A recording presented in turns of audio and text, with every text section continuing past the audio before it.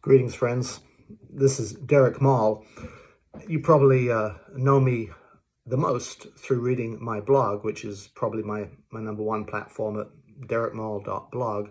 And some of you may have read some of the series of inspirational books that I've published over the last decade.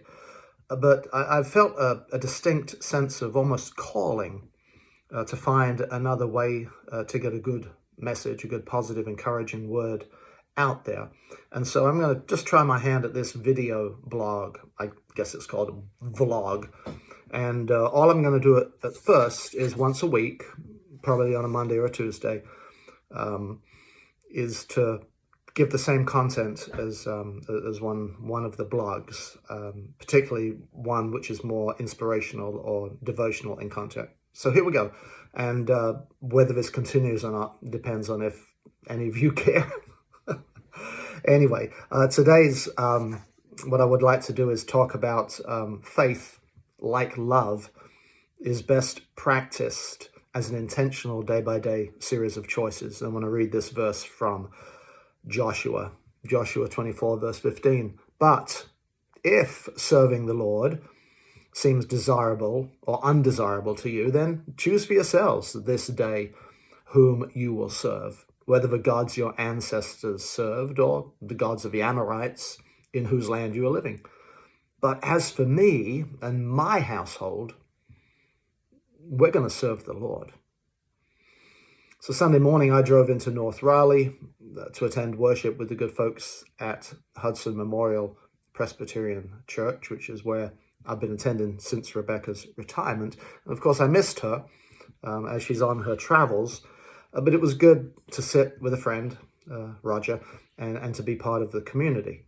I was doing great until Roger's grandson escaped from his mother and came and joined us on our pew.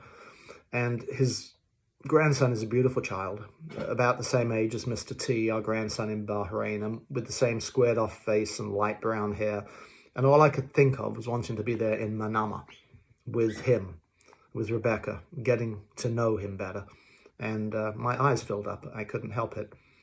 But church is a good place to get in touch with our emotions, maybe sometimes to watch them come off the rails.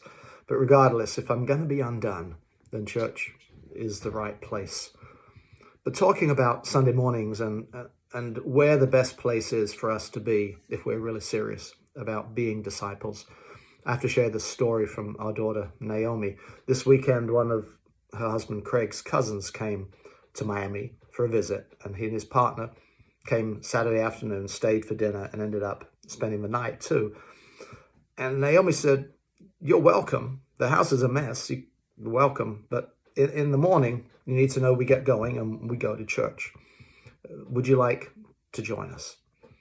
Well, they were not church-going people, but they came along with Naomi's family because church is part of how Naomi and Craig do life. And Craig's cousin was not just in Miami for bed and breakfast. He was visiting Craig and Naomi's life.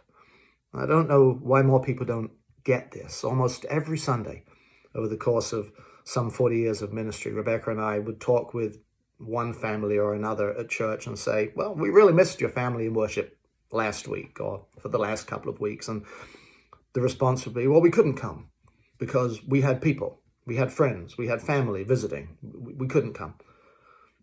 Like that means you're not allowed to go to church? Consider the following. They're visitors to your house. Your house. Good grief. And church is what your family does. And you say the community of faith is at the core of your life together. And even if your guests won't come, how does their no thank you get to veto something so important to your life as a family? This has always driven me crazy, and I guess it always will. But Naomi and Craig get it.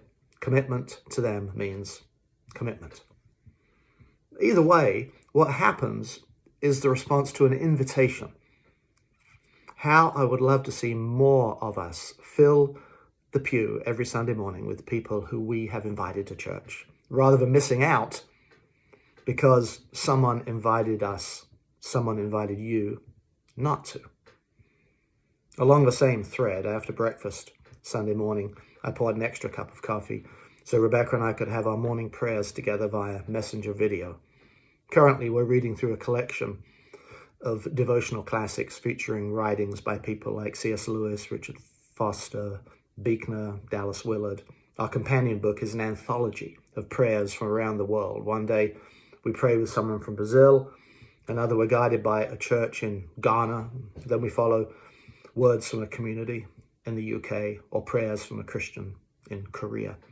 Faith, like love, is best experienced and practiced as intentional, day-to-day series of choices. Like Rebecca always says when someone challenges her to timestamp her relationship with God, as in, exactly when did you give your life to Jesus? This morning, she will say, right after Derek bought me that first cup of coffee. And I will give my life to Jesus once more tomorrow. Then the next day, and again the day after that. Simply put, friends, we don't just slide by when it comes to faith. We are either committed disciples or we have not really made the important decision. As the song says, I have decided to follow Jesus. I have decided to follow Jesus. I have decided to follow Jesus. No turning back. No turning back. May God's peace be with you this day, this week. I'm Derek Maul.